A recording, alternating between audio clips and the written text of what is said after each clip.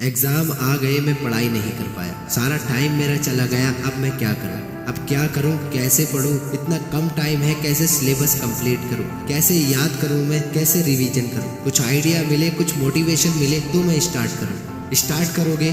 कब करोगे?